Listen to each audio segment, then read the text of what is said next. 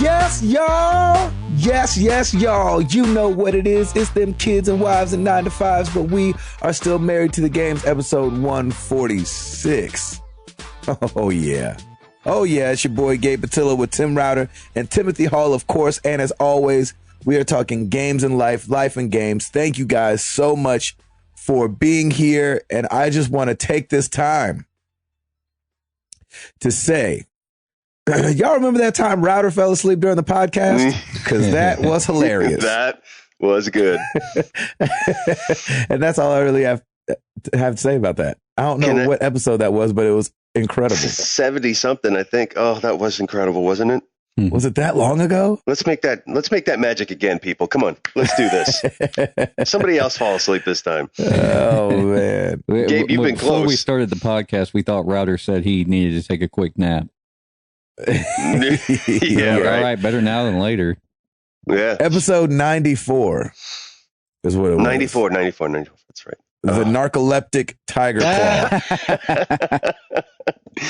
We had some good titles, man. 94. Awesome. So if you guys want to go back and listen, episode 94. It's so great. Tim Router falls asleep, and it's hilarious. It was good. That was a good moment. I don't know what part of the show it is, but it's in there, and it's really funny. Well, you guys were blabbing on about Nintendo doing something, and I'm like, yes, I'm out. It was either that or we were talking about retro games.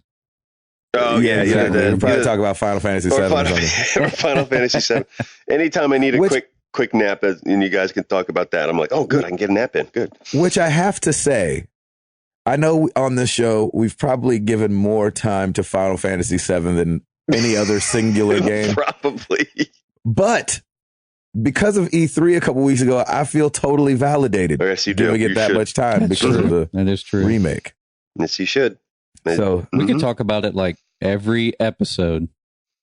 I think we really could. We almost do, don't we? Yeah, it makes its way in there somehow. I black out during that time, so I don't know. I never remember. I'm like, they're just more talking nap about Final time for Fantasy. Router. Exactly. I'll just close my eyes for a little bit. Yeah. Router, you went out of town. I was, sir.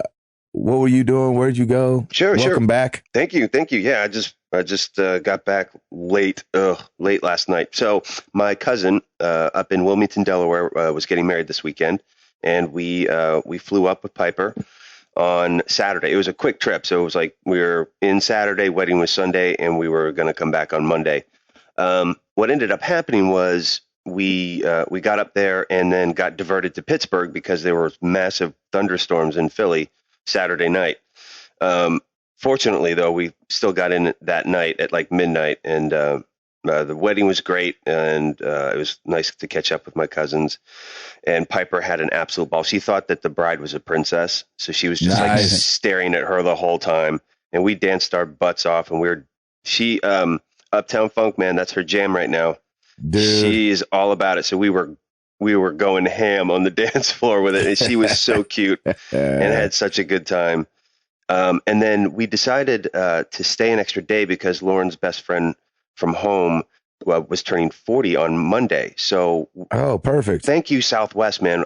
That morning, I was looking for a different flight on Tuesday, and we get like a $200 credit because we found a better one to getaway flight, which is amazing. So, I mean, I don't get They make it nice. Oh, they really do, man. It's amazing that they're crushing it right now. We can get flights out of here for like $49. Oh yeah. Crazy. If you hit it right, that's crazy. You can get them. I mean, you're going to like where? Yeah, Chicago, middle of nowhere. Yeah, Chicago usually has good rates and that kind of stuff. But yeah, they've been fantastic. So changed the flight, added a day on the rental car, and we drove up to Jersey and surprised her and hung out with her and her family, and we just had a good time. And got a hotel and then raced back yesterday. We had to drive back down to Philly because, dude, if you try and change your rental car from one location to another, it basically doubles the price. Yeah, it can be crazy. I still don't understand why, because we're the one doing all the work and traveling, but whatever. So I had to do that with mine last time I traveled because it was like a difference of, I think, like 2.5 times. Yeah, it's crazy. It's crazy. So our flight, I got a flight back yesterday. It left at 5 from Philly. It connects in St. Louis. We don't have to get off the plane or anything, which is great. And then from St. Louis, it's only a 45-minute trip back to Nashville. And we got in, and we were supposed to get in at a great time. We are flying down the turnpike. I'm going 80 on the New Jersey turnpike just because I wanted to get there because, it's Philly airport at around 3:30, 4 o'clock. There's going to be a ton of traffic. And it turned out it wasn't that bad. We got there at a good time, brought the rental car back in, and then freaking storms happen again and delays everything for another hour. So we didn't get out of there for 2 hours, and then finally got over to St. Louis, and then came back. So we didn't get back until 10 o'clock last night. But Piper was awesome. She had her up and down moments, but we were on the tarmac for an hour and 15 minutes in Philly. Oh my gosh. We were number 14 in line at one point just to get out of here. Because they got to figure something out with that, right?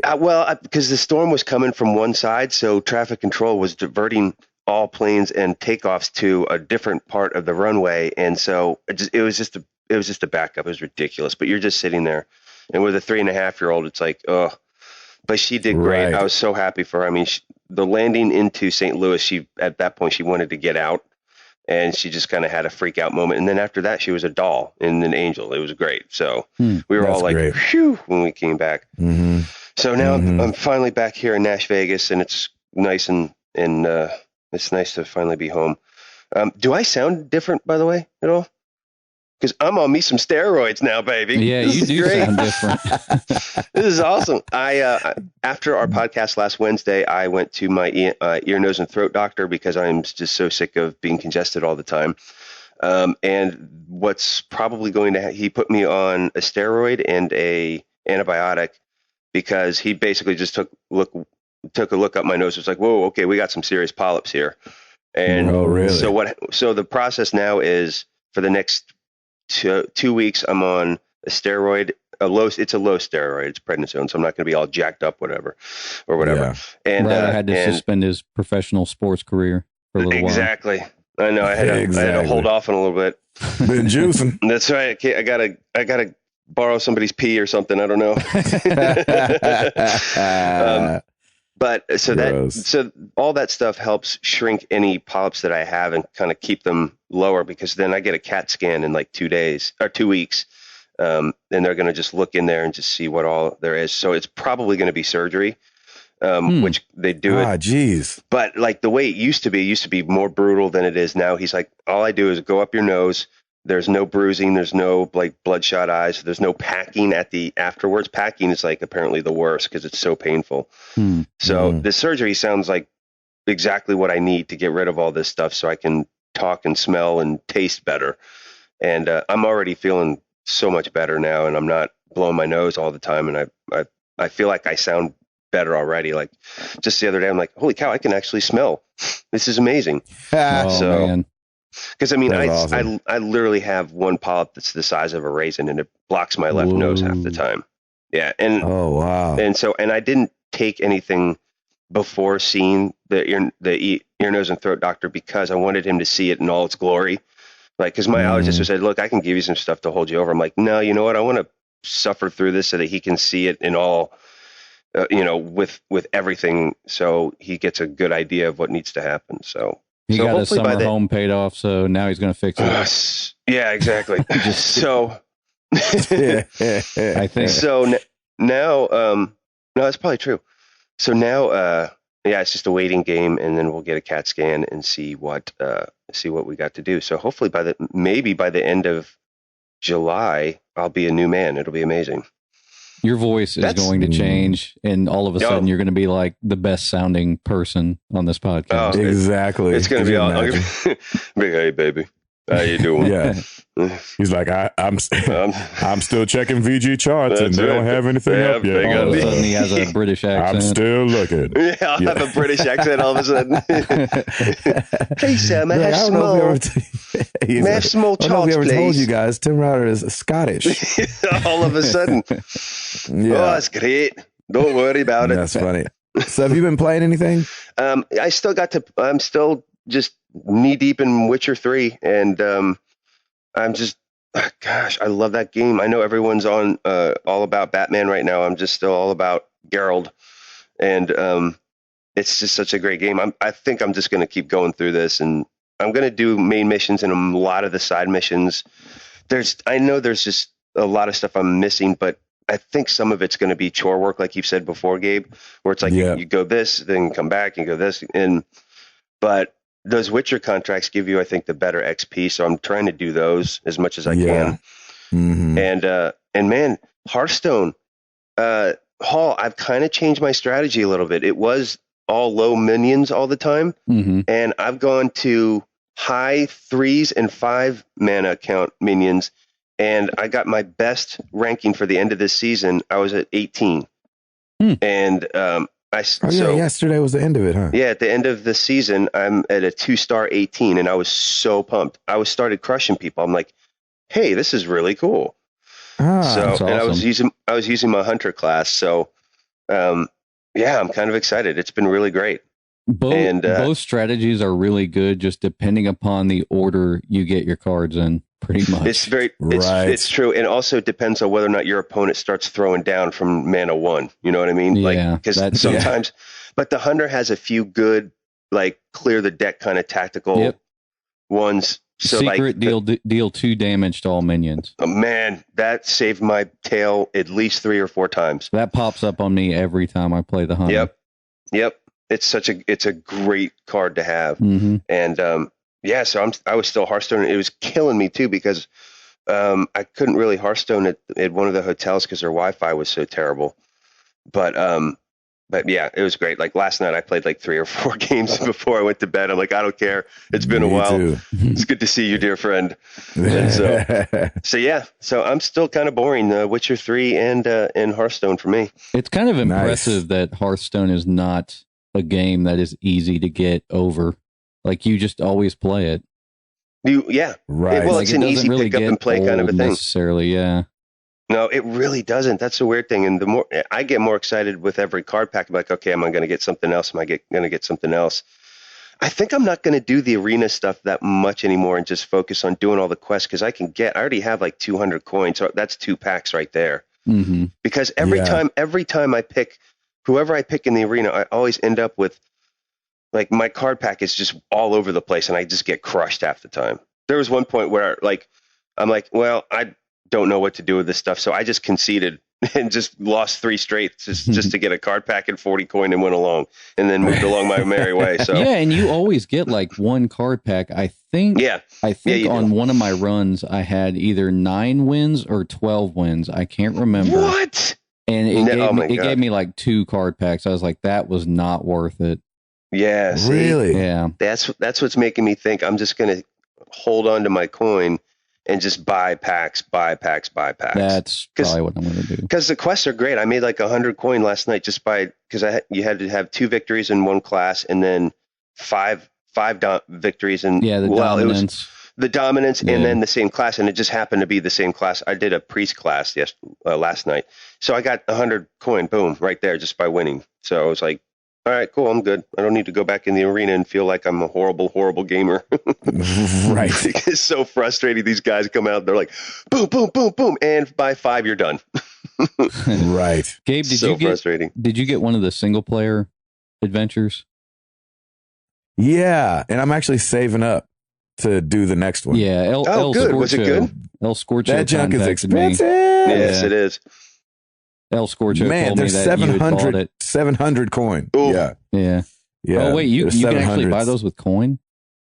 Yeah, you buy them with coin. I thought they were just... I wouldn't have bought it with real money, Jack. Yeah, I was going to say, are we all that cheap that we're just not doing that at all? I thought it was like $25. Was it $25?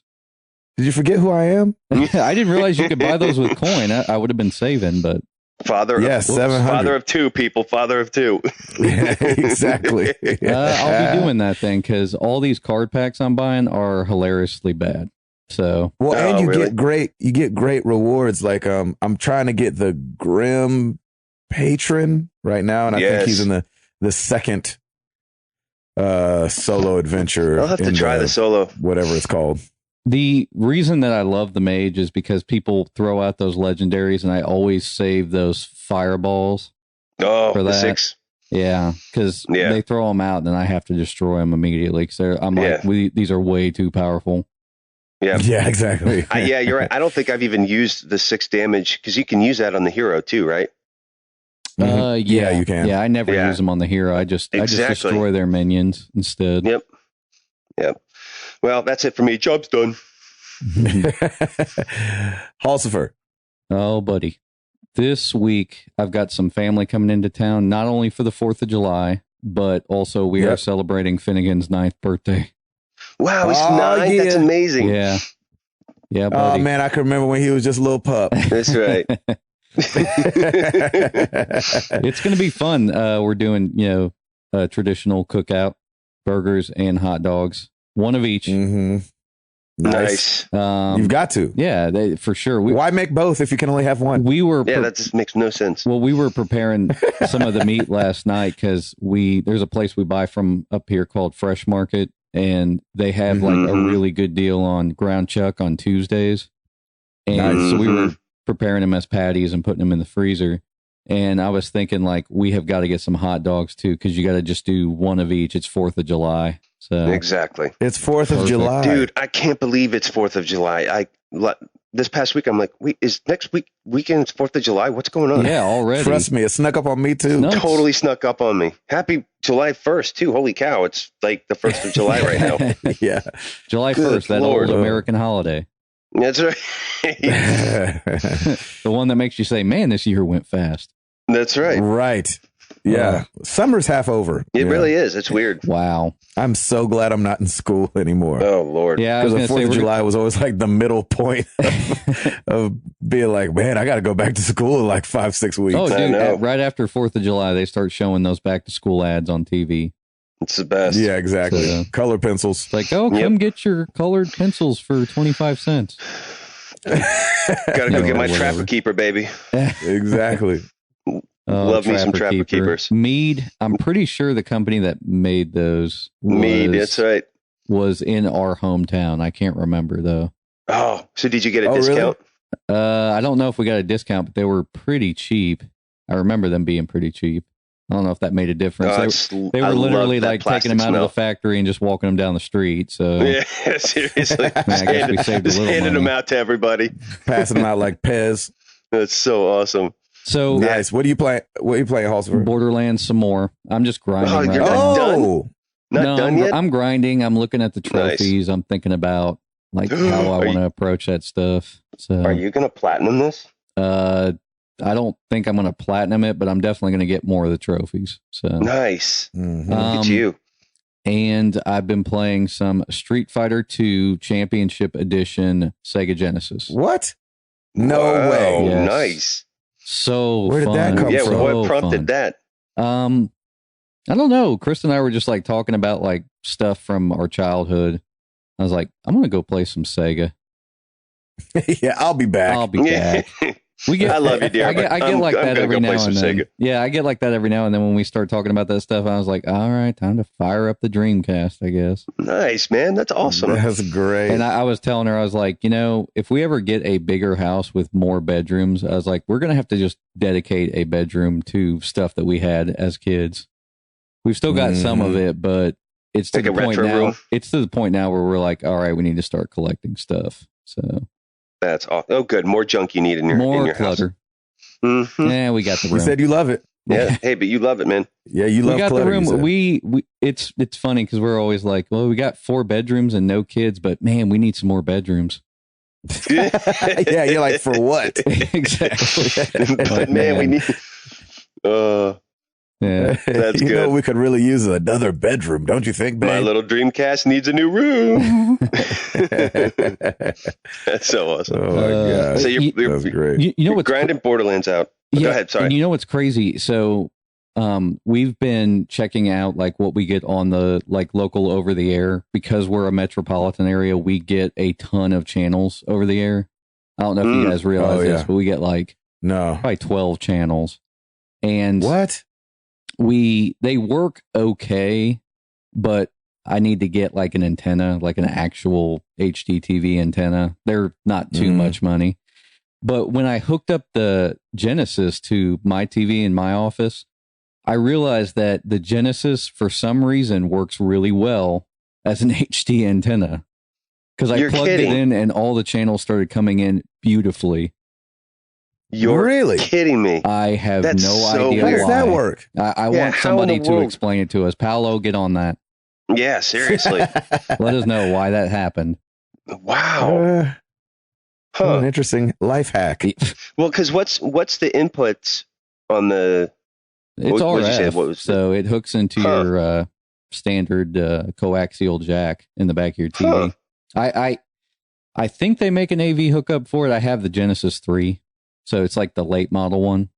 Right. And I think they have the standard RCA output, but the one that I have, I just have the RF, like the coaxial jack. Yeah, the coax.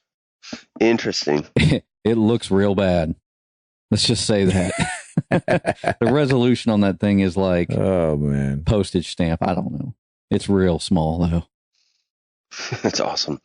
Street Fighter 2. That's hilarious, dude. Such a good game. But I really like. So I had it on Super Nintendo, but I don't know what happened to it. I'm still really not sure about that.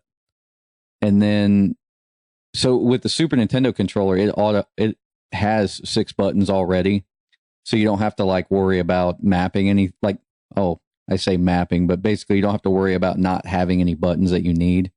Right. Hitting the shoulder button for a freaking kick. Yeah. Yeah. With the Genesis, you only get 3 buttons on the standard controller. I don't have a 6-button controller. So if you, when you play, like you have to press start to switch between punches and kicks, which is terrible, but I don't know what I've done with my Super Nintendo version. So I need a new one. I have that. Yeah, you do. And that's that. Good. There it is. Glad to hear it.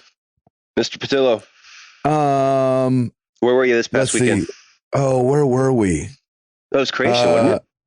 Yeah. Oh, yeah. Was this week that? It was a weird week. So we did a show in Northern Michigan and then Pennsylvania where Creation Fest is. I think I tweeted about going up there and then flew to Dallas. Oh boy. Yeah, exactly. And, but anytime I go to Dallas, so it was a good time because I get to see the freaking Bread fans. Oh, nice. Uncle and Auntie Bread fan went and hung out for a little bit. Well, good. That was a good time. Yes, those are freaking good people. They so are good annoying. People. Yeah. Yes. Screw you, Bread fan. Yeah. You're so good. That's awesome. So Chris and Stacy got to hang out. And, oh, that's great. Hey, Chris said something about Ultimate Ziploc bag. Did we get that? Yeah, remember I was saying on the show the other day that I need to get it to you, but I just haven't seen you. Oh. So remember for your iPad? Let's make that happen. Yeah, that needs to happen. Big Paul's jonesing for it. Let's make that happen. Yeah, we'll make that happen. That's so awesome. Let's make that happen. All right. And so I was down there and we played at South Fork Ranch is where they have this festival down in Dallas, which is where the show Dallas is filmed.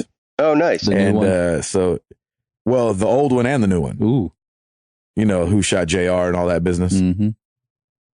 And I just had the strangest dream. No, that's not Dallas. Yeah, it is, isn't it? No, that was General Hospital, right? Why do you know that?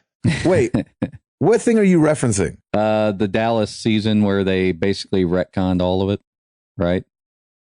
Were they what? They at the end it was like it was a dream. Oh no, that was General Hospital, I think, where they're inside, where it's like a like an autistic kid's dream. No, or no. Oh yeah, with definitely Dallas with Duffy. That's right. This is turning really weird. They made a reference to it on Family Guy too. Yes, that's right. There you go. I just had the craziest dream. Stewie was there. Yeah, exactly. Hello. Or Patrick Duffy or whatever is getting out of the shower or whatever. That's such a famous scene. It's so weird. Is that the end of Dallas? Like the whole end? No, I'm asking you. Is that what that was? No, I think it was just one season where they did some crazy stuff, and they said, "I just had the craziest dream." They used to do that stuff back in the 80s, man. Yeah, and Darius Rucker. Hey, you got the world almost exploded. Did you get a 2-for-1 this week? Oh my gosh. Oh, that's amazing. Yeah. Speaking of why we're not a family show, I know, right? References to Dallas. Yeah, kids are like, what? Who is Dallas? Yeah, who is this Dallas? Who is this Dallas? What does he do? I'm convinced that no kids listen to the show. No. If you're a kid out there, let us know. Yeah. Seriously. If you're a kid, just if you're a kid. We don't want to know if you're listening. I'm just joking. Let's see what else happened. Are Witcher? you in town this week? Yeah, I'm in town this weekend. Sweet. Awesome. So I get to be here and watch kids blow their hands off. Yeah, that'll be great. And so yeah, Witcher 3, been playing that. Hearthstone, obviously been playing. I feel like I haven't been able to like dive in. Like I'll play Witcher for like an hour at a time or hour and a half. Cause what happened this last week was, I got to play it a lot on the plane, but with The Witcher is kind of like the new standard for graphics on PC. Yeah. Like the way, Crisis was, to where like, man, Crisis if you can 3. run this, then you can run anything. Right. And right. so, it just drains your battery so fast. So No, I believe that.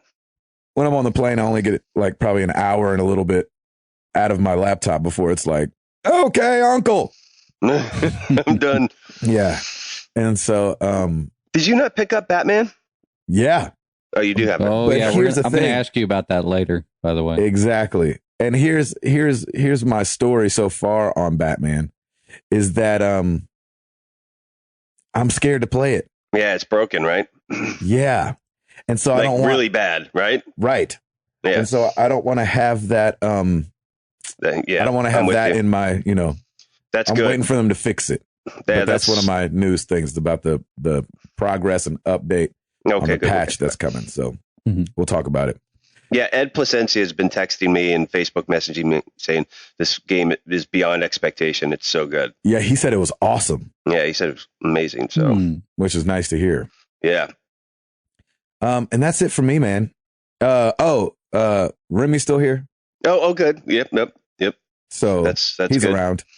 And last night's the first night that he slept from like 12 to like he hasn't woke up yet. And I had to get up for the Wow. podcast. Wow. I was like, yeah, he's sleeping. I gotta get up. Yeah. That's So doesn't it suck? I hate when that stuff happens. It's like, you like put your head down. It's like, oh, he's doing great. Yeah, Crap, I gotta get up. Exactly. I have to get up in 2 hours. Oh, it's amazing. But it's all good. Part of having insurance. Is this one of those And days that's where it. we're going to do the show and you're going to be like, all right, guys, so I got to go to this video shoot. Wish me luck. What? Oh yeah. Oh yeah. Well, you got to go do something. I did have to do that last week. Uh, Was that last week? Why I wouldn't don't we did it? remember. We shot a Toby music video last week. Yes, I think it Nice. was last week. yeah, he was the And I only think one it was with right bags after the in his podcast. eyes. Exactly. They're like, why is that guy asleep in the background? Ain't he supposed to be doing something? Somebody go pop Is it- Gabe's bags real quick. Gross. Cut me, Mick. Cut me. All right. I'm all out. Router, Sweet. After you, sir. you got it? I got this. Well, let's do it.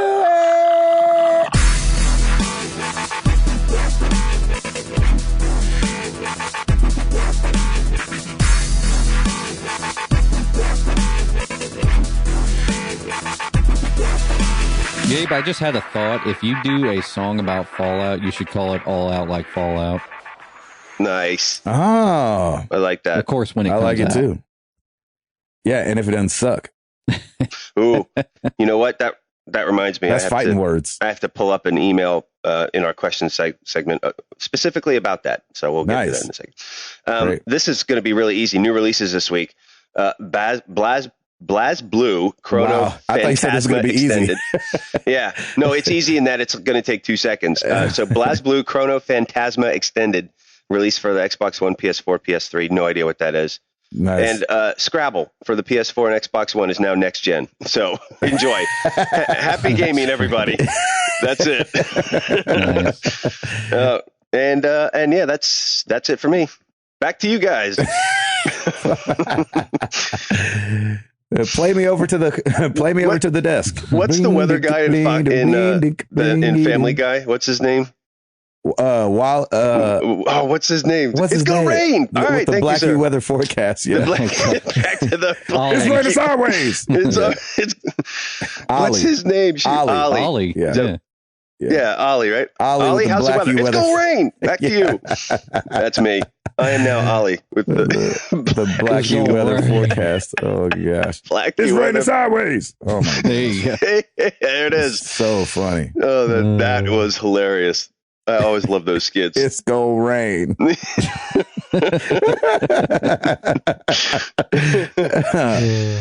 my gosh.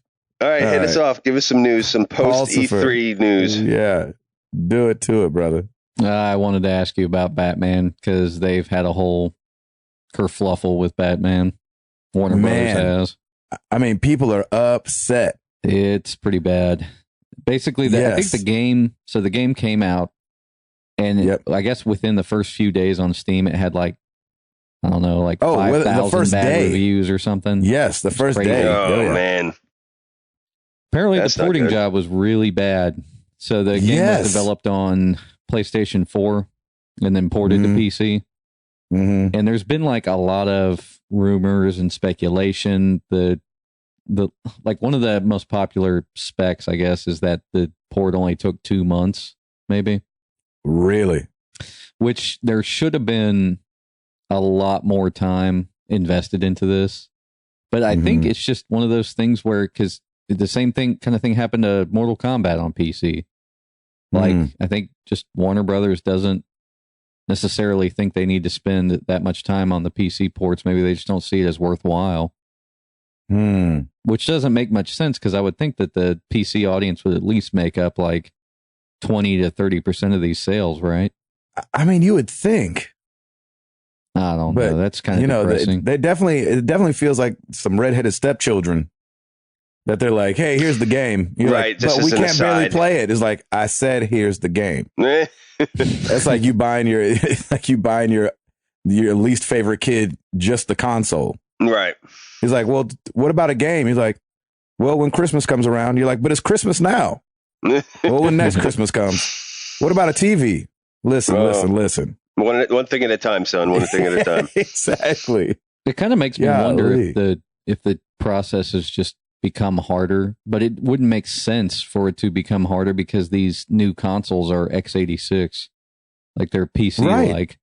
The only thing I could think of is that they just rushed it because it was an afterthought. They were so focused on probably the consoles, and it just sounds like a rush job because you don't spend. I mean, 2 months is not long, right? That's not long at all. Like I said, it's speculation. We don't know for sure, but of course not. Yeah, I don't know. We'll see.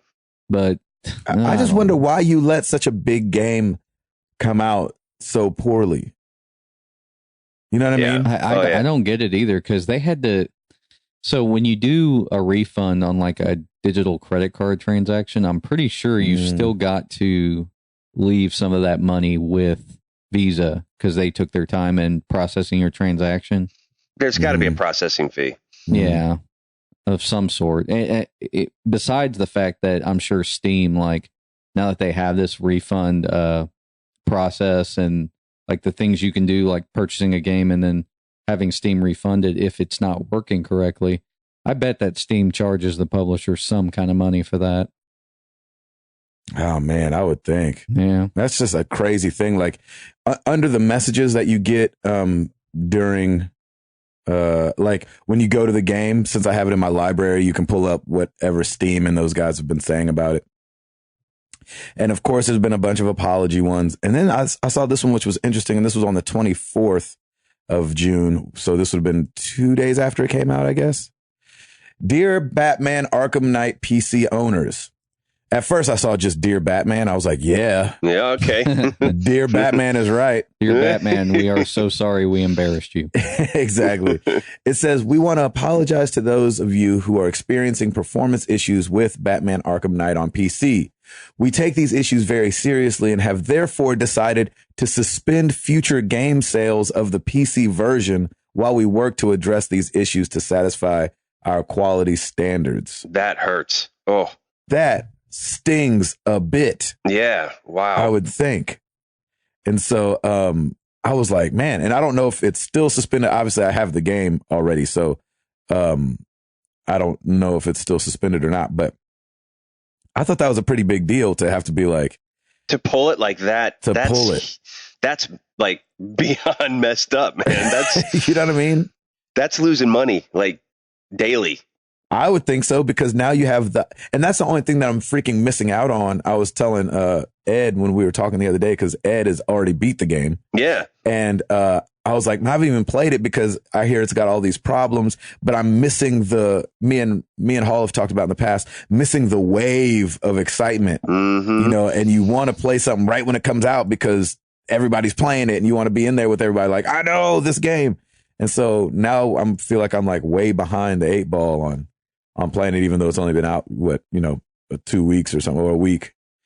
And so I don't know, man. It's a little disappointing, but they said that they released on the 27th a progress update and patch. And it says Rocksteady is leading our team of developers and partners as we work on the PC performance issues that players have been encountering.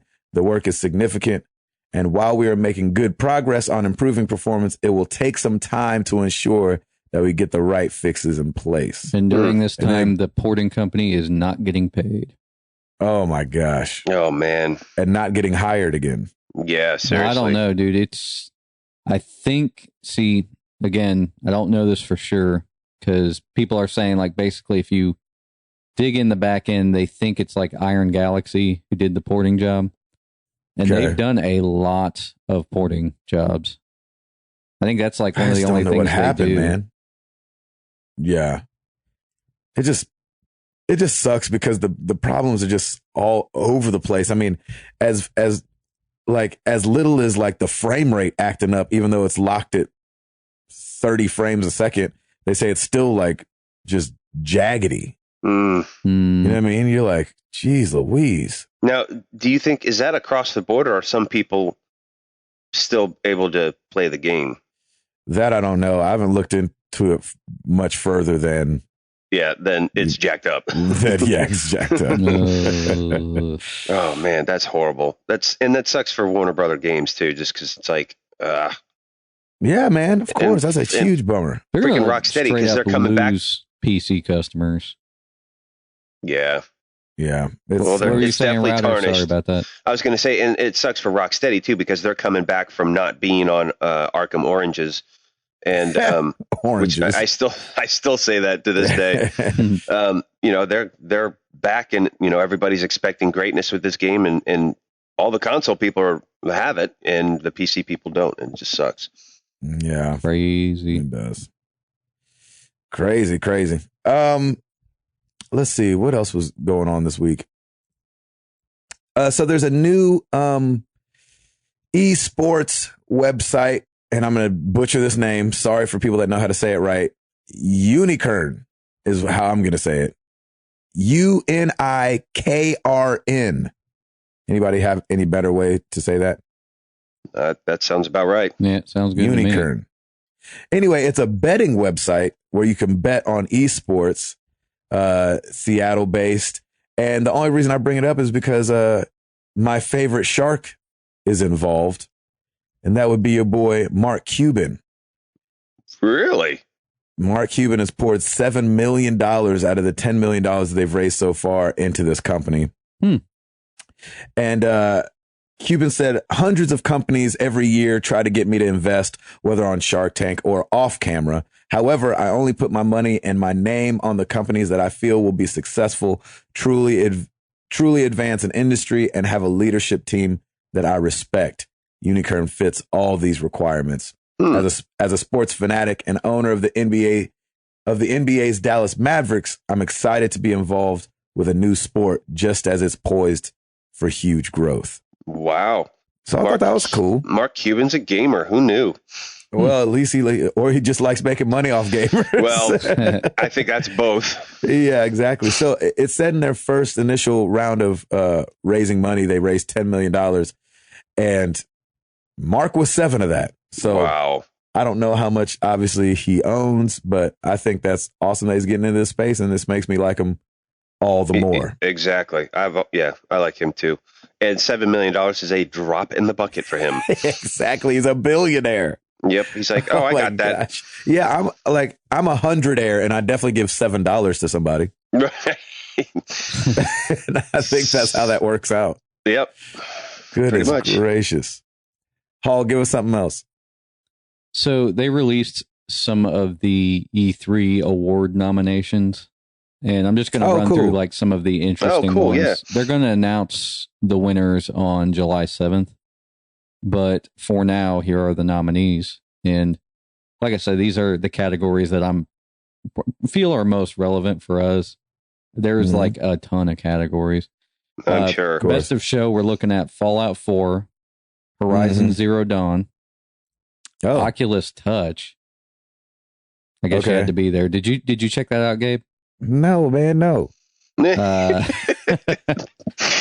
forgot your. They're like, hey, Gabe, do you want to play this game? No. I was like, I'm good, appreciate it.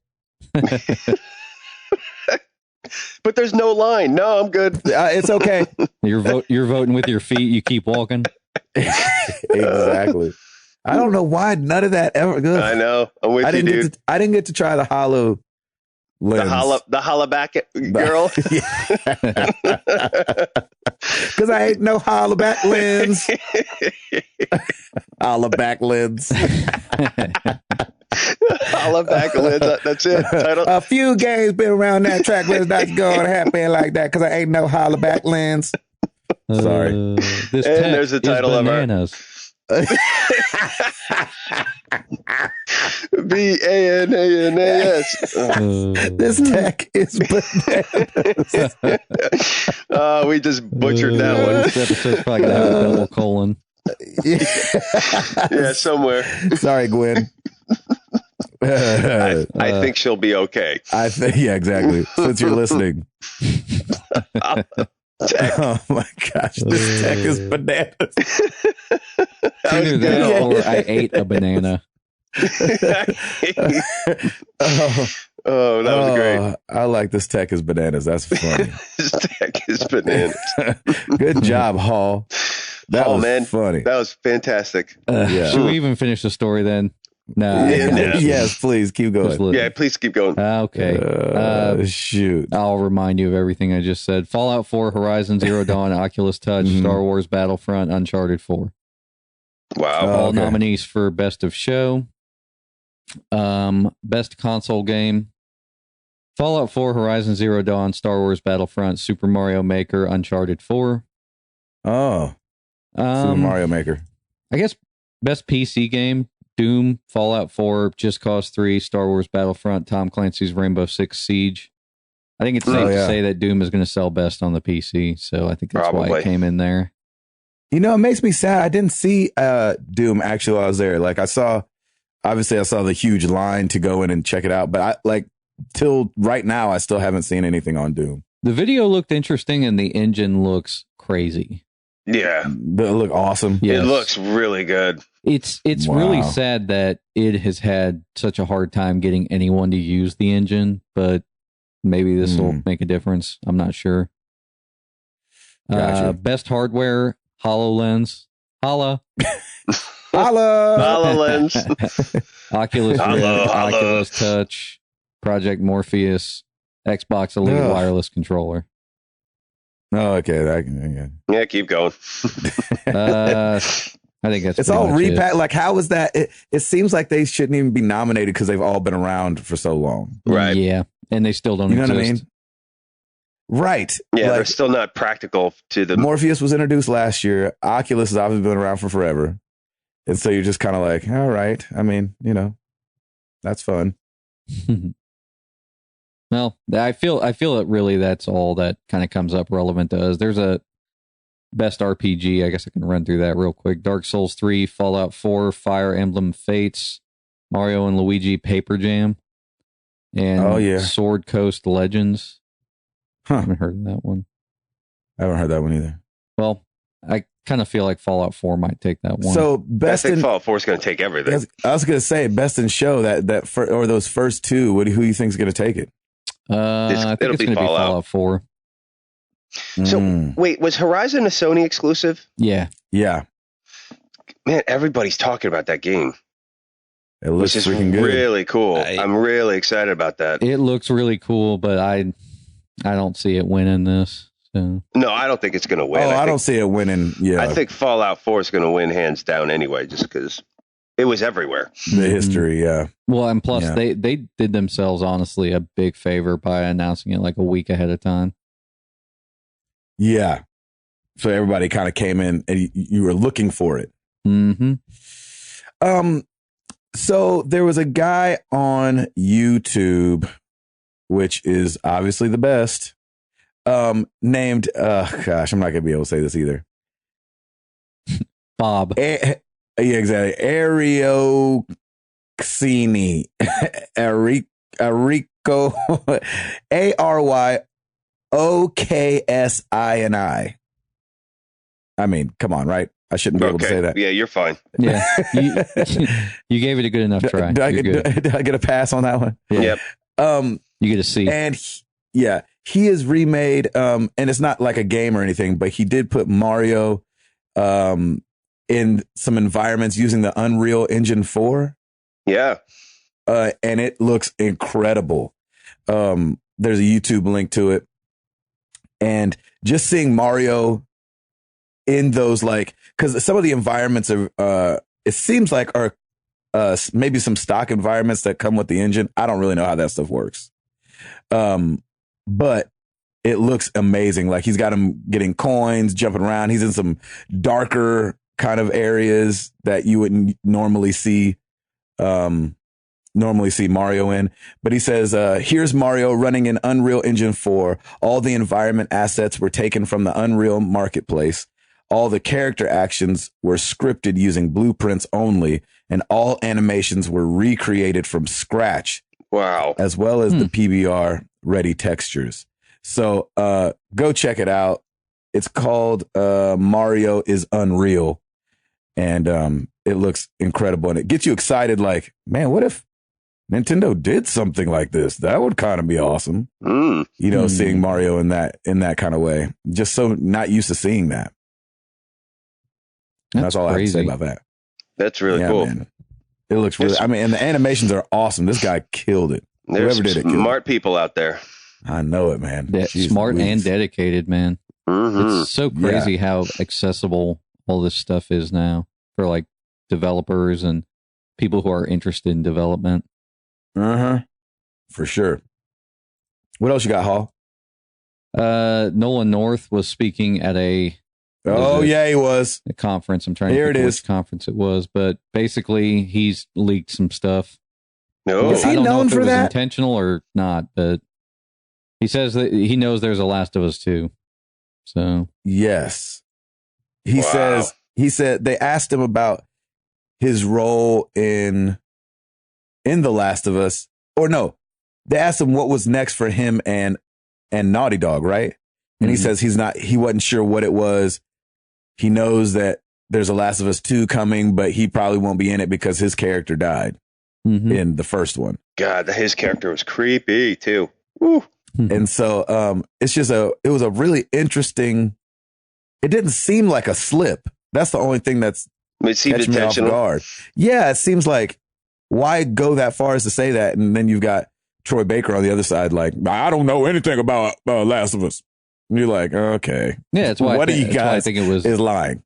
Well, I don't think it was a mistake, but maybe they were like, I wonder because he's not embargoed, unlike Troy Baker, who would have to be. That's true. He's not NDA'd. He's not in the. If he's not in the game, he could probably speak about whatever. Wow, I didn't think about that. Yeah, Troy, man, are you kidding? If he keeps a word of it, he could lose his contract, which that would never happen. But exactly, it could be a planned rumor too. So it could. But why do that? Just to put it's post E3, just to put the bug in people's ear and get a story in. It just seems like through Nolan North, that's a weird way to do that. Yeah. At a talk. Yeah. I would think you would slip it some other way. But stranger things have happened. I guess that's true. What else you got, brother?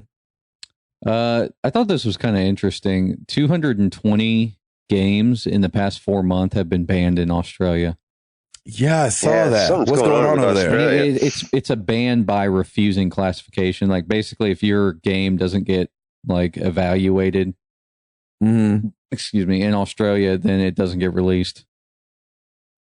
Oh wow! And so yeah, go ahead. Oh, and people have been saying that they're doing this kind of in preparation for the International Age Rating Coalition.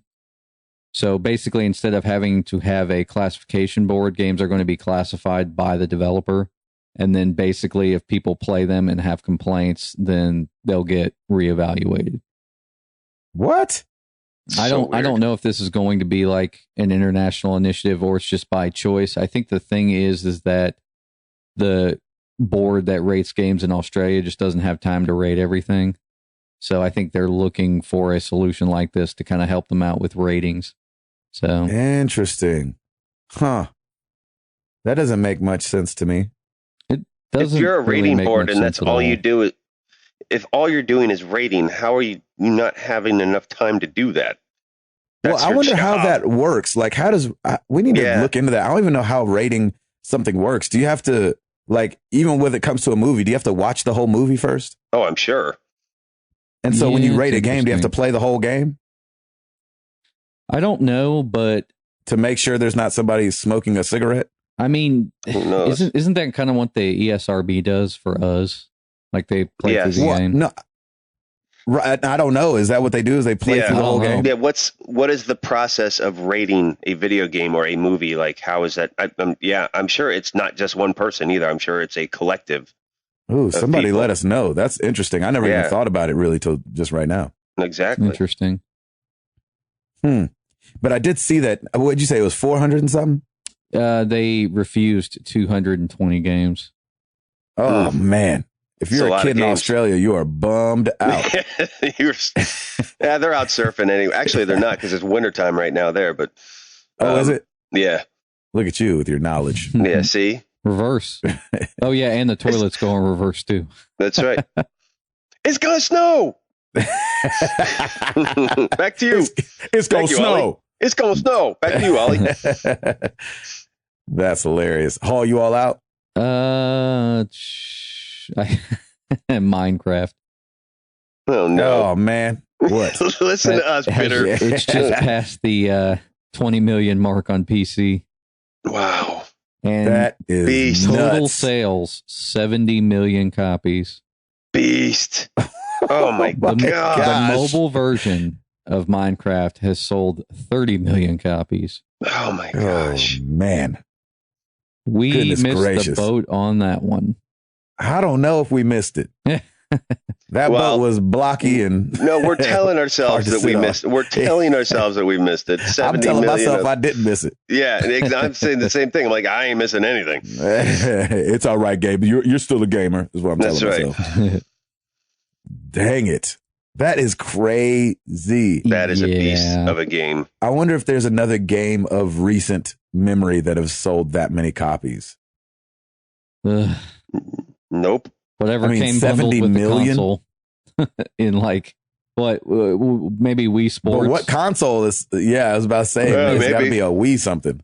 I don't know. Even Wii Sports may only be like in the 40 millions. Yowzers! That's amazing.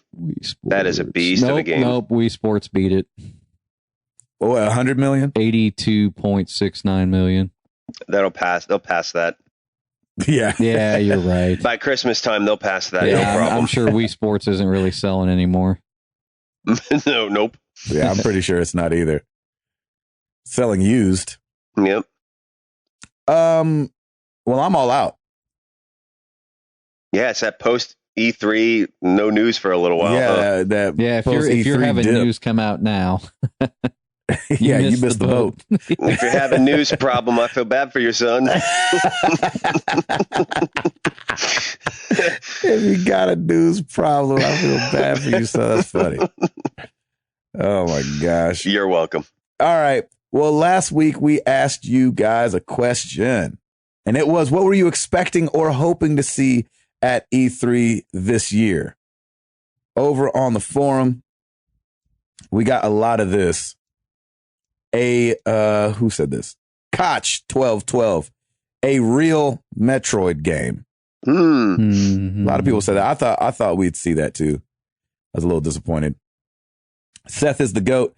I would have loved to see a Mass Effect collection released for the PS4. Oh, man, yes. That will happen. And a No Man's Sky release date and price. Naively hoping for something $40 or less. But in my money, but it has my money at $60 too. If I'm being honest, though, this E3 checked just about every box on this PS4 owner's list. Mass Effect, sports, Uncharted, No Man's Sky, new games, and made me slightly jealous of HoloLens. I know that's right. Nick Cooper, he said, I was hoping to see the Final Fantasy VII remake. Oh, wait. Yeah. Wanted to see Red Dead Redemption 2, but Rockstar never uses E3 for their game announcements. Haley Miller was on the same boat. Mass Effect Collection. A lot of people wanted to see Mass Effect Collection. Over on the Twitter sphere, Jamin Bassett, Persona 5, which is interesting because Persona 5 was on the floor, as in there was a lot of ads going on for it. But yeah, I didn't see it like being out there. I didn't see people talking about it. And for some reason, I don't know what's wrong with me. Maybe I'm just not myself anymore. But every time I see it, I'm like, maybe I should play that game. Even though I complained all through Persona 4. Yep. You'll play it. VG Junkie at the VG Junkie. I got most of what I was expecting, but would have liked to see a real Metroid / F-Zero / Beyond Good and Evil 2. Aren't they kind of afraid to do a real Metroid at this point, that people may be disappointed? I mean, but isn't that with everything? Yeah. I mean, they're doing Final Fantasy VII, for goodness sake, speaking of people being disappointed. Like, it could be, gosh, you know what I'm saying? There's so much to live up to there. Exactly. And then lastly, we've got Damien R.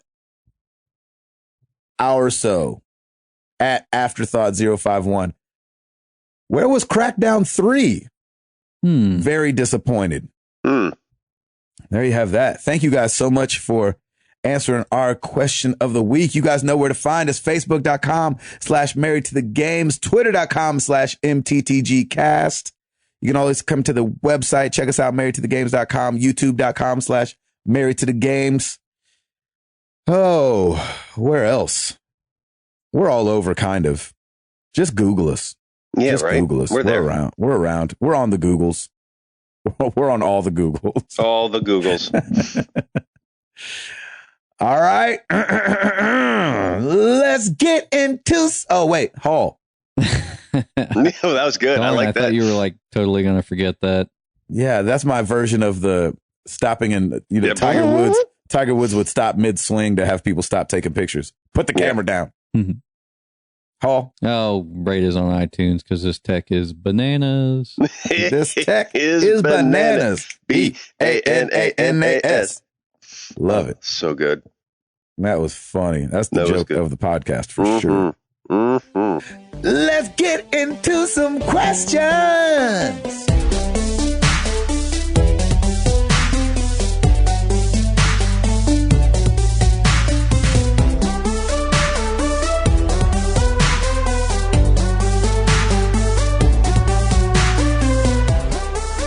Alrighty, folks, here we go. We're going to start with an email from our boy Jeff Swan, and this is really for you, Gabe. All hey, right. gang.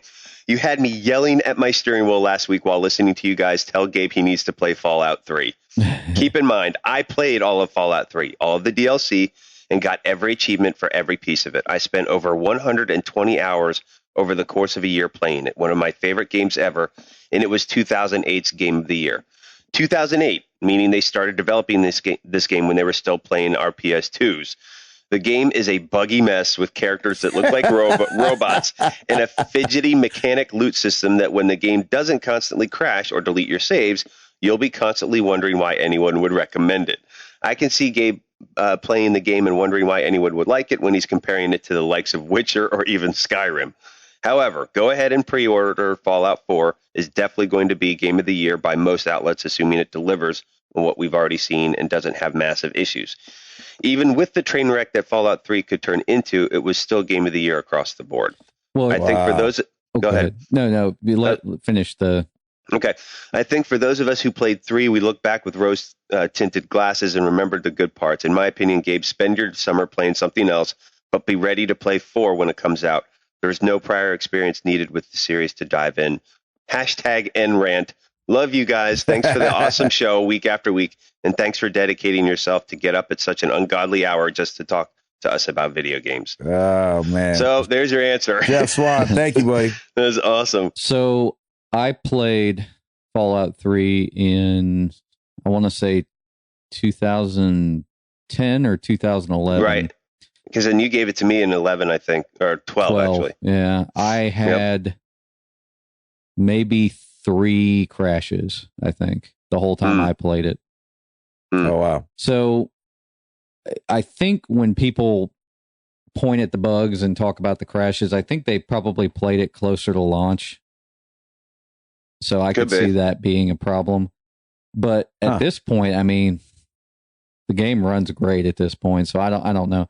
But I see what he's saying, because now that I think about it, Gabe, like if you played Fallout 3, you may not be looking forward to 4 as much, like since you play it like if you're playing it so close. Yeah. Yeah, and if there's no prior story that gets carried over to 4, then just start fresh with 4 and see. And if you like that, then you may go back and play 3. So maybe that's the thing to do, is to play 4.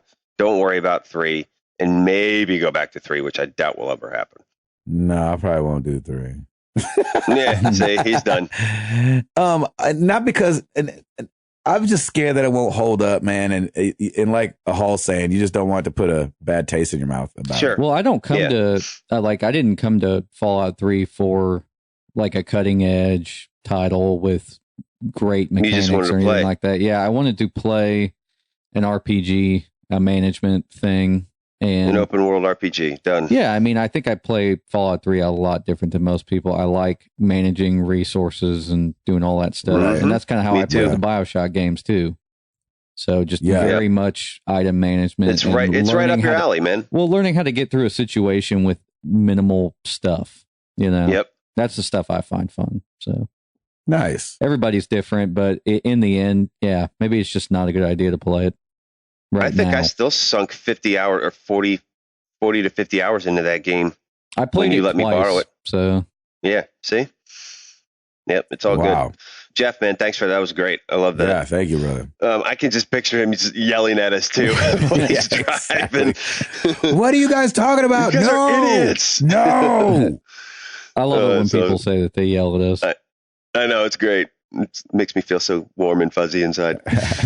Wayne Mullins. Hey, guys, after listening to the end of last week's podcast, Gabe said he was pointing at you guys as you all signed off. This got me thinking, since you all do your podcast from different places, in your heads, what order do you sit? I like to imagine Gabe in the middle, Hall to the left, and Router to the right. Keep doing what you'd be doing. That's interesting. That's probably right, because you point.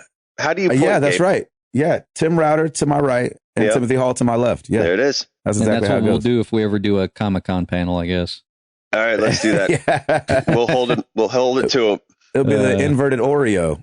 Yeah, exactly. I like that. There you go. That'll be great in like 15 years. Yeah, exactly. Oh, that's awesome. All right, moving on to Facebook. Podcasting still exists. Exactly. It should. We got a Stapleton. Good old Josh Stapleton. We got a Stapleton. We have a Stapleton in the house. I love me some Stapletons. All right, guys, happy 4th of July. In the spirit of the holiday, here are some 4th of July quick fire questions. Nice. Gabe, what's your favorite U.S. city to visit on tour? Portland. Router, what has been your favorite summer vacation? Always going to the beach, anytime. Hall, what's your favorite 4th of July tradition? Ooh. Fireworks. Going to see fireworks. Gotta be. You said, thanks for the podcast. Have a fun and safe holiday. See, that was nice and easy. That was nice and easy. That was awesome. Great little quick fire. I like that. Joseph Grimm, thanks for the info last week. Joseph was the one that asked about family-friendly podcasts last week, just to recap. Oh, yeah.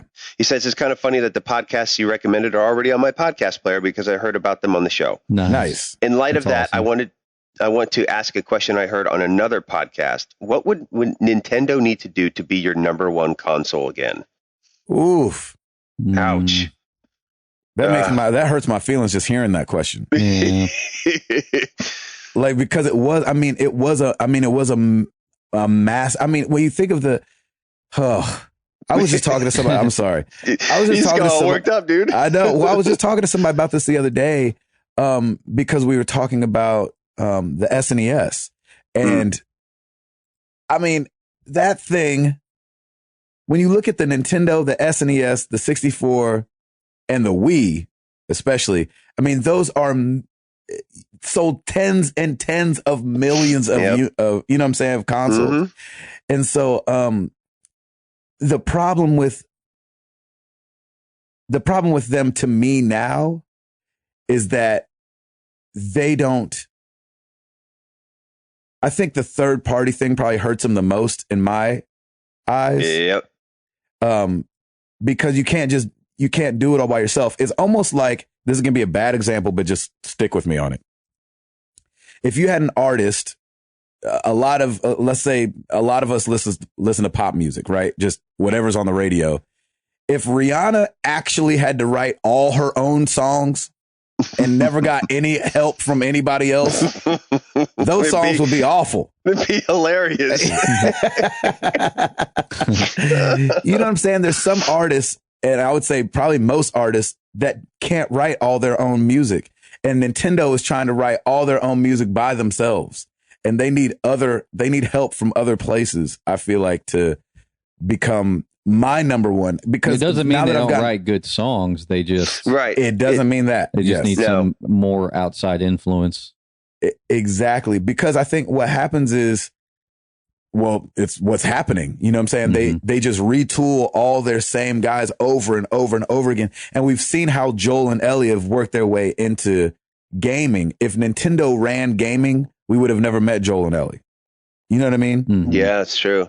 And so I think as an adult, I don't see them working their way back to number one, only because I'm liking more and more serious games as I get older. Woo, that was a rant. Sorry, guys. No, it was good. Well, and I think that that analogy was perfect. And I kind of feel like the transition began with the Nintendo 64, because I kind of feel like at that point you had a lot of people, like, they were the age group that they were at the time. The PlayStation was the perfect console for them, because all of a sudden you had larger disc-based games that were targeted at a mature audience. So, and teenagers always want to be adults, like that'll never change. So they want to play, M-rated games. So, and the 64 was kind of focused on a different area, which still really worked. I mean, the Nintendo 64 was a great console. But it showed that they were continuing to focus on that age group that they've had all this time. And that's not don't wrong. You feel like, if they didn't do that, I don't know if they'd exist right now. Exactly. So they did the right thing. I think they did the perfect thing. The only problem is, I don't know if Nintendo, and I could be wrong, in the early Nintendo and early SNES days, I don't think they had a mature competitor. Well, the Genesis kind of was, in the fact that you had the blood on Mortal Kombat on the Genesis and not the Super Nintendo.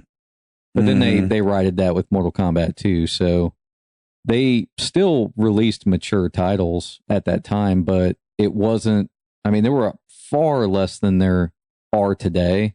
If you look at the PlayStation and the Xbox One, I mean, a majority of the titles are mature. Right. Exactly. Sure. Yeah. Yeah. And I think with Nintendo, their focus has been, and I think we've said this before, it needs to continue to be the family-focused video gaming console, because that's where I see, like, my nephew brings up the Wii U way more than anything else. Granted, that's the only console he has right now, but I guarantee you that if I were to get him a PS4 or an Xbox One, that Wii U would be sitting there. because you're right. These kids want to play these amazing graphics games. I think the fun, kitschy little family style games gets surpassed at a certain age, and they want to play these more mature games. And there's just not a lot of third party developers that are going to put a ton of time into it. Nintendo does what Nintendo does, and they do it great. Yeah. But they're just constantly, nobody does it better. Right. But they're constantly reinventing themselves with the same IPs. And I think it gets old after a while. And if they're going to constantly reinvent themselves, that's also going to cause confusion, because they're going against what the general video gaming consumer knows. And, it's just like, what is this new Wii U? Like, the whole Wii U, I think itself was a huge confusion.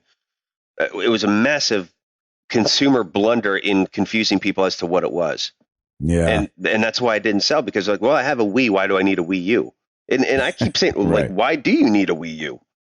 Yeah, so, it's just, they are, but I love the fact that they are always trying to reinvent themselves, and what they do fantastic, but they're doing it for their core audience.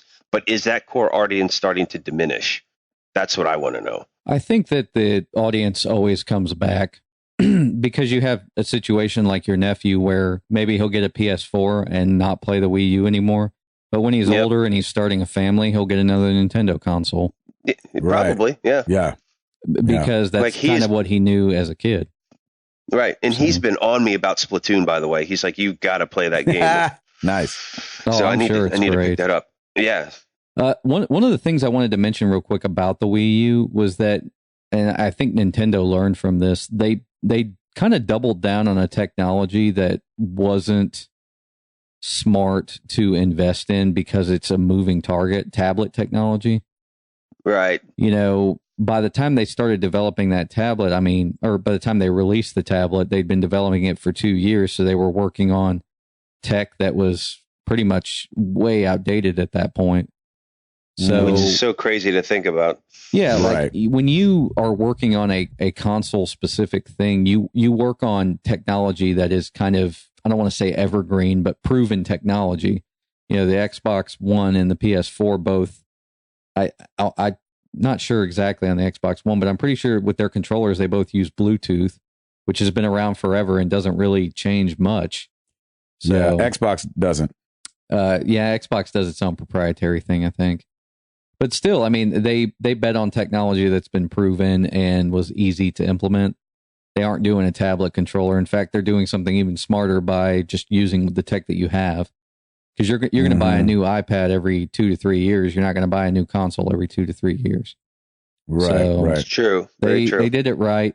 I think with Nintendo's next console, they're not. I don't think they're going to bet on technology that can easily outdate itself.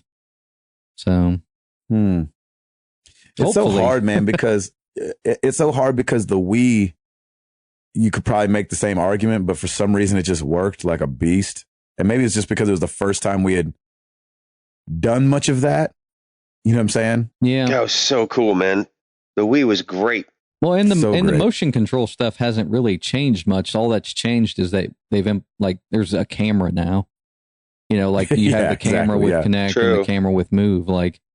It's a little bit better, but I never had an experience on the Wii where I wasn't like, hey, this works, because it worked. Exactly. So, good question. Send us on a rant, and Nintendo people are mad at us now. Yeah, it's all good. They're not listening. All right, moving on to Twitter. Rainflow at Flowing with Rain. July 4th is coming. What are you guys going to prepare for Independence Day? Nice. Food wise? It just says, what are you guys going to prepare for? Oh, yeah. Cool. So, what are we doing? How's that? Yeah, what are you guys doing? It snuck up on me this year. I was like, oh, snap, it's July 4th. I have no idea. Plans. I think we're just going to stay here and grill out and then maybe go see the fireworks at Franklin. Nice. Hall? Grilling, chilling, fireworks. Nice. I think us too. I have no idea. I think we talked about it for the first time yesterday, and we were like, Nashville does have one of the biggest, I think we were voted in the top 5 last year of fireworks shows. Oh, really? In the nation. That's incredible. it's kind of one of those things where you're like, or maybe it was top 10. I don't remember, but we were up there. And so I was kind of like, man, I wonder if we should go watch the fireworks downtown. But with the 2 kids, man, we were like, we're not going to do that. we were kind of thinking the same thing. Cause like we have a parking garage at my work. Like it's kind of like a private parking garage and we could just go there and go to the top. Oh, there you go. Oh, nice. I'm kind of wondering if we should do that. You got an in there, man. You might as well do that. Mm-hmm. If I was you, I'd do that. That sounds great. It's going to be nuts downtown. Sounds good. We're going to get rained on. Oh, fun. Really? Is it supposed to be raining? Well, I meant by fireworks, but yes, it might rain too. Who knows? Yeah, because last year they had to postpone it. I know that's right. Remember they postponed the Franklin fireworks till Labor Day. Yes, I do remember that. That was weird. That was very weird, but whatever. Yeah, but hopefully I'll have some hot dogs. Oh yeah, we'll have some burger and hot dogs going. Yeah. That's for sure. Nice. Great question. Thank you. And happy 4th to you as well. At Jamin Bissett, in honor of Batman's release, who was your favorite superhero growing up? And are they still your favorite? Good question. Superman and no. Nice. Oh, who's your favorite now? Probably Spider-Man. Spider-Man. Yeah, I think for me it was Superman too. Just because we grew up with the Christopher Reeve Superman movies, and I think that's it. And I'm right there with you. I think it's passed over to Batman now for me. Oh man, I'm hearing that Superman music in my head. Mm-hmm. The build up. Yep. So, was that John Williams? I believe so. I think so. My favorite has always been the Human Torch. From was Fantastic. Denied a bank loan. Exactly. The arsonists have oddly shaped feet. I'm so glad you said that. I love scotch. Scotch. Here in my belly. You mind if I play a little jazz flute? So for some reason, growing up, I always thought like if I had anybody's power, I'd want it to be the Human Torch because be awesome. And he's the one from Fantastic Four, right? Yeah. Mm-hmm. Because I always thought like, wait. So I can control fire. I can turn myself on fire and I can fly. Mm-hmm. Like I'm not understanding the downside to any of this right now. Check and check. I'm in. Exactly. What exactly is the problem here? Yeah. What's the weakness? This pizza's a little cold. Like I understand people loving Superman, but I think the Human Torch is probably like he needs to be nerfed. Like does he have a weakness? I don't know, man. He can fly and control fire and turn himself on fire. Like what the freak? Yeah. Human When Torch, he turns himself on fire, does stuff pass through him? Maybe. What does that mean? Well, like he's a ghost. Somebody he's more were like to try a to shoot him or something. Yeah, I don't know. Do the bullets melt or what? I don't know. I don't know. I don't know. But come on, man. Kidding me? That's so awesome. Love that. Great question. I like that. That was a good one. All right. At that Chowfee, did you guys ever get dangerous mess with M80s when y'all was kids? I was a pyro kid for sure. Yeah, I was a bottle rocket kid. I loved bottle rockets, man. Oh yeah, we would play with those a lot. So much fun. Yeah. Bottle rockets were fun. I never got hurt, but I definitely messed with some M80s and all that stuff. We got those things that you throw on the ground and pop them for Amara. I was just thinking about those. And she freaking loves it. Does she love them? Oh, that's awesome. Oh my gosh. That's so cool. I can't remember what they're called. Just black cat pop things. Pop something. They're called the throw them on the ground and pop 'ems. It's a really long title, but that's what they're called. Yeah. All right. At Froggy Jumps, are y'all not feeling the new Rainbow Six or Ghost Recon? They didn't come up during your E3 talk. Still love y'all though. Oh yeah. Yeah. No. I mean, it looked really, really, really good. It's more of a co-op, I think, effort as well, and that kind of was like, I'm sure I'm assuming there's a single campaign coming, but I'm just not the co-op stuff doesn't necessarily entice me to anything, but it does look really good. Yeah, for me, I think Rainbow Six, unfortunately, is starting in my heart to get the Call of Duty treatment. Yeah. Where I'm like, oh, good, another Rainbow Six. You know what I mean? I think I'm with you there too. Halsifer, what do you think? Yeah, I mean, it's not a lead franchise for them, but I think they're going to do new and interesting stuff with it, as they've shown us. Like Wildlands, is it Wildlands or Wildlands? Wildlands. I think it's where you're from. Yeah, like we were in Gaylord, Michigan, great, which is how I would say Gaylord, Michigan, but they were saying Gaylord. What? Gaylord, Michigan. I was like, that doesn't sound right. That doesn't sound right at all. At all. So I don't know what's going on with those guys up there, but yeah. So maybe I guess it could be, either way, Hall. Wildlands, something. I don't know. It just looks like they're doing. It's. I don't want to say it's an excuse to make like an open world game, but it looks like they're doing something new and interesting with Ghost Recon because it just kind of needs a refresh, maybe. Sure, and it could turn out to be like a really cool, I don't know, Far Cry-like game. So that would be awesome. Would be, but I mean, you also have the Division coming out, and like, there's just all these shooters, and you're like, but at one point, are you like, okay, I'm kind of done with it? And for me, that's been a couple years ago. I don't really play a whole lot of FPSs anymore. Yeah. They've all been emphasizing co-op too. That's for I think multiplayer, for people the our co-op. age, that's the wrong way to go. Like the wrong thing to show.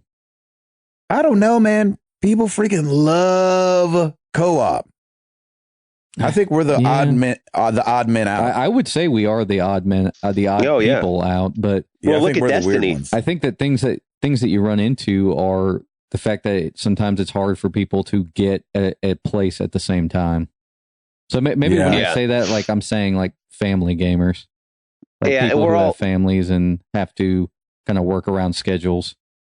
Exactly. And we're more solo players anyway. I mean, I'm doing mine early in the morning. You guys are doing yours whenever you can. Mm-hmm. So it's like we don't have a time to all do that. Like Destiny was nice because it was a drop in, drop out kind of a thing anyway. And if somebody was there, great. Mm-hmm. Yep. But you're not actively pursuing it.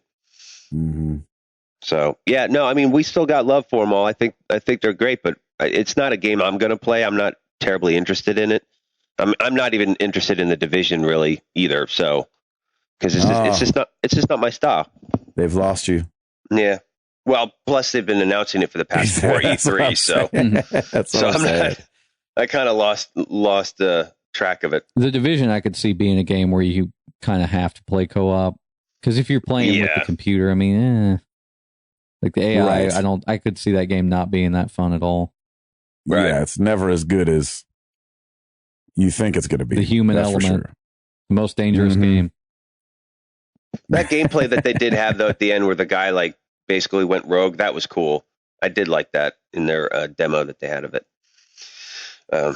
Anyway, all right, here we go. Final question. Say anyway. Yeah. Keyshawn Ramos at Keishadilla. Name a hard time in your life that you got through and can be glad you went through today. That's a great way to end this one. I love that. Anybody want to go first? You go first, Router. When I first came to here, I worked at I ended up working for a record label. It was an independent record label, and found out that they were closing, and it scared the crap out of me. And so to have to go through that and basically think about what am I going to do, and that's when I started my own company, and I've never looked back. And so it was hard because it was the announcement was made a week after I closed on the first house that we built. Oh my gosh. And I'm like, what am I going to do now? I have this new house and no way to pay for it. And that's stressful. And it was great. I mean, the good thing is that the record label, they had a severance package for a little bit. So I had like 2 months to kind of get my life together. And Lauren and I sat down and she's like, look, you've been doing this stuff that you like to do for this record label, kind of do it on your own. And it worked out great. Wow. So yeah, it was rough for a little bit and it was definitely stressful, but it worked out really, really well. That's awesome. Halsifer. I think Probably moving to Tennessee. It was a big risk for Krista and I. We moved here and had to get jobs, and it was back when you could still do that. Yeah. You probably can't do that Seriously. anymore. But yeah. Would yeah, you go to it Wet was Seal? it was a big leap of faith. Wet Seal. What's that? Hall was working at Wet Seal. He's working at Journeys. Or Spencer Gifts. I think the first job we got, or first job I got when I moved here, and this was like 6 or 7 years ago, was Wolf Camera, I think. Nice. Oh, nice. So in the mall? No, Mount Juliet. Oh, yeah, sure. So basically selling cameras, doing some photography on the side. And like I said, it was a huge risk. We made a lot less money when we moved here than we do now. And honestly, it's kind of worked out because when we moved here, Nashville was cheap. And now it is no longer cheap. So you're right. It worked out well, I guess. Yeah, it did. So big risks, but there's no reward without risk. So amen. That's very true.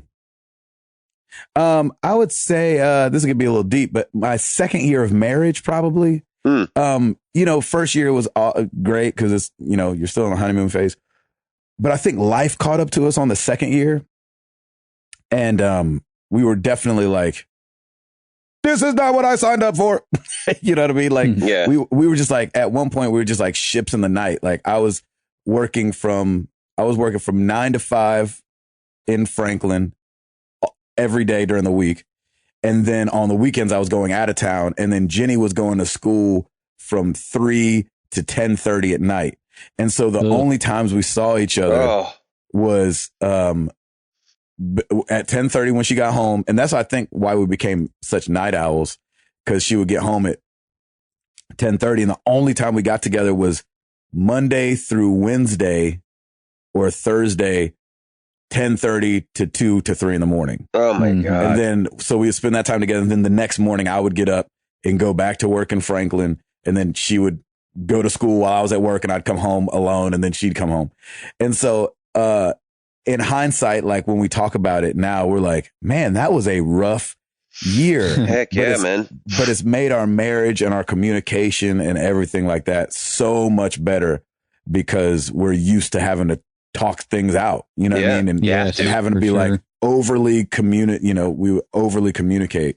And so I think that's probably one of the more recent hard things I've been through. And just for you being as an artist and being out on the road, it is so hard to do that kind of stuff and leave your family, and and you guys put it down, man. I mean, she handles it when you're away, and you guys come back and reconnect, and it's like, it's great. It's good to see how you guys have, I think you guys have figured it out, as tough as it is.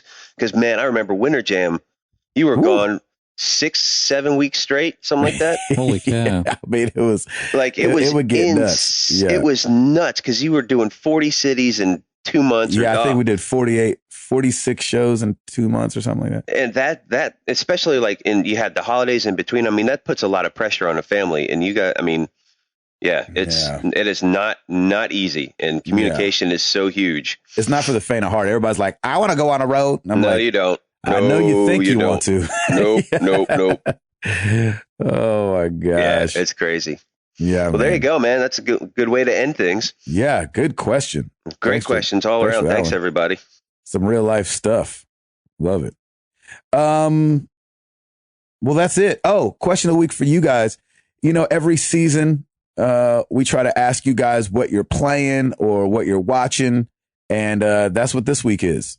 What are you playing? What games are you playing? Let us know, because sometimes you guys are playing stuff that we're like on the fence about, and you guys push us over the edge, like BioShock Infinite. Yeah, of course, that seemed like that should have been a no-brainer, and we should have been playing it anyway, but we weren't. And you guys were, and it reminded us that we needed to play it. So what are you guys out there playing? Use hashtag answer MTTG. You know what we're playing already. Me and Ryder are playing Witcher, and Hall is playing NBA Jam on the Sega Genesis. I wish. NBA Jam. He's playing Sewer Shark on a Sega CD. Nice. There. So let us know. Hashtag answer MTTG. We love you guys. Thank you so much for listening.